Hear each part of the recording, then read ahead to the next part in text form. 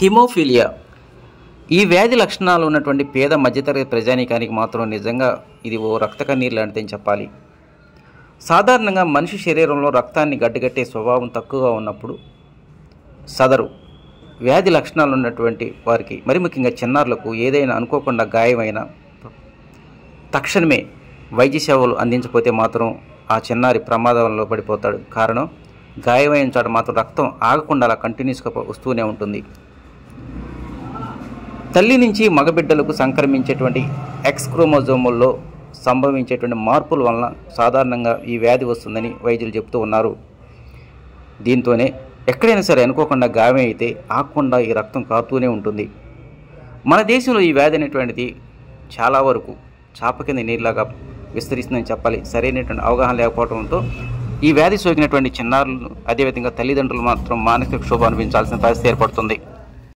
ఇలాంటి వారికి బాసటగా నిలిచింది haemophilia society Vijayawada chapter.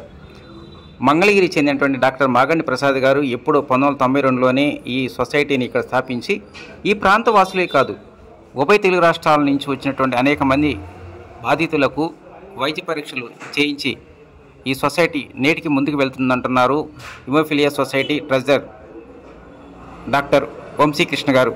Haemophilia society Vijayawada chapter అండి. సో హిమోఫీలియా అంటే one of the bleeding disorder. Hemophilia, thalassemia, అట్లానే Christmas factor, von Willebrand అని డిఫరెంట్ ఫ్యాక్టర్స్ మన బాడీలో ఉంటాయి. ఇది జెనెటికల్ డిసార్డర్, అంటే పేరెంట్స్ నుంచి రావటం, యాన్సిస్టర్స్ నుంచి రావటం. హిమోఫీలియా అనేది ఆల్మోస్ట్ 5000 ఇయర్స్ బ్యాకే మన పురాణాల్లో కూడా దీన్ని మెన్షన్ చేసి ఉన్నది. సో అప్పటి నుంచి కూడా 10,000లో ఒకళ్ళకి ఈ వ్యాధి సోకే ఛాన్సెస్ చాలా ఎక్కువ ఉన్నాయి అన్నమాట.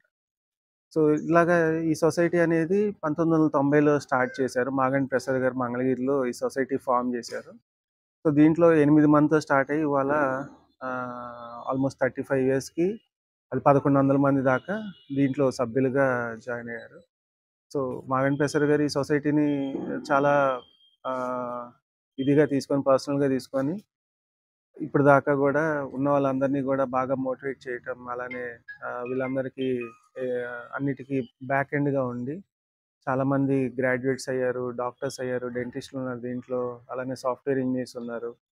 సో మెయిన్ ఇంటెన్షన్ ఈ సొసైటీది ఏంటంటే వీళ్ళందరూ లైఫ్ స్టైల్ చేంజ్ చేయటం, అలానే వీళ్ళకి ఈ అవేర్నెస్ క్రియేట్ చేయటం వల్ల ఇది ఒక పెద్ద ప్రాబ్లం కాదు, దీన్ని కరెక్ట్గా ఫ్యాక్టర్స్ తీసుకుంటా, దీనికి కావాల్సిన ఫిజియోథెరపీ ఎక్సర్సైజెస్, దీనికి కావాల్సిన జాగ్రత్తలు అన్నీ తీసుకోవటం వల్ల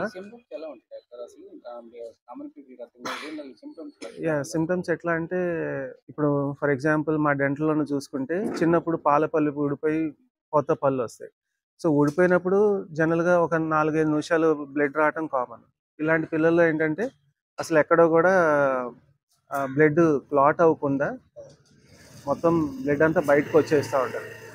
సో చాలా వరకు మేము గమనించిన పేషెంట్స్లో కూడా ఆ డెంటల్ షెడ్డింగ్, అంటే పిల్లలు పాల పళ్ళు ఊడిపోయి పర్మనెంట్ పళ్ళు వచ్చేటప్పుడే ఇలాంటి గమనిస్తూ ఉన్నాం.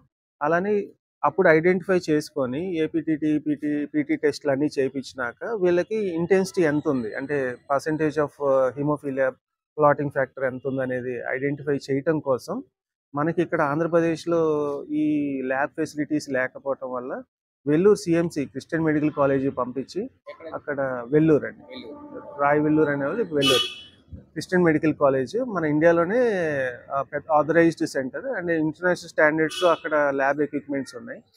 అండ్ మెయిన్గా ఇక్కడ నుంచి పంపించడానికి కారణం ఏంటంటే ఇది బయట చేయించుకుంటే దాదాపు 25-30 వేలు అవుతాయండి. సో సిఎంసి మనకి సబ్సిడైజ్ ప్రైస్లో ఈ సొసైటీకి 8,000కే చేస్తుంది. రోజ్ కంపెనీ వాళ్ళు ఈ పిల్లలందరికీ సొసైటీ ద్వారా స్పాన్సర్షిప్ ఇప్పించి రోజుకి 12 మందిని, అంటే టోటల్గా 5 రోజుల్లో 60 మందిని రోజు వాళ్ళకి అకామిడేషను, ట్రాన్స్పోర్టేషను, బస్ ఫెసిలిటీ అన్నీ కూడా, స్నాక్స్, ఫుడ్ అంతా అరేంజ్ చేసి సొసైటీ ఆ జాగ్రత్తలు, సొసైటీ నుంచి కొంతమంది మెంబర్స్ పిల్లలందరినీ తీసుకొని అక్కడ టెస్టులు చేయించి నెక్స్ట్ రోజు మార్నింగ్ మళ్ళీ ఆఫ్టర్నూన్, ఈవినింగ్ కల్లా రిపోర్ట్స్తో రిటర్న్ అవుతున్నారు. సో ఆంధ్రప్రదేశ్ మొత్తానికి ఇది one of the biggest society అండి.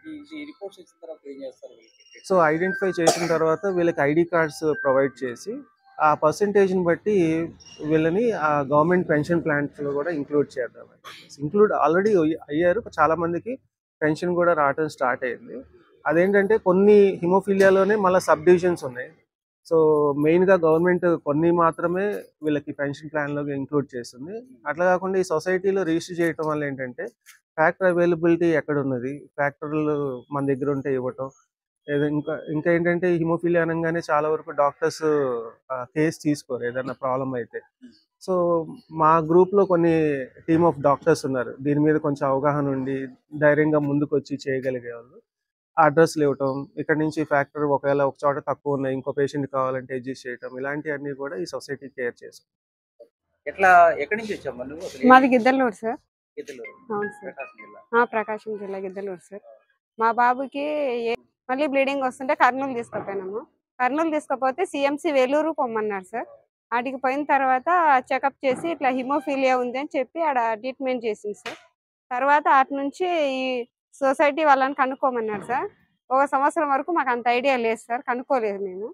తర్వాత ఒంగోలు హాస్పిటల్కి పోయింటే మా బంధువులు తెలిసిన వాళ్ళు చెప్పిండ్రు, ఇట్లా సొసైటీ డాక్టర్స్ చెప్పినట్లు సొసైటీ ఉందంటే సార్ కాడికి వచ్చి కలిసి ఐడి కార్డు అవన్నీ తీసుకున్నాం సార్. ప్రమేట్ చేయడం కానీ అన్నీ ఏదైనా కానీ బాగానే చేస్తుంది. అన్నీ ఏదైనా కానీ ఉన్నా అన్నీ చెప్పడం చేయడం అన్నీ చేస్తూనే ఉంటుంది సార్. మాకు అన్నిటికీ ఇబ్బంది లేకుండా అన్నీ చేస్తున్నారు సార్.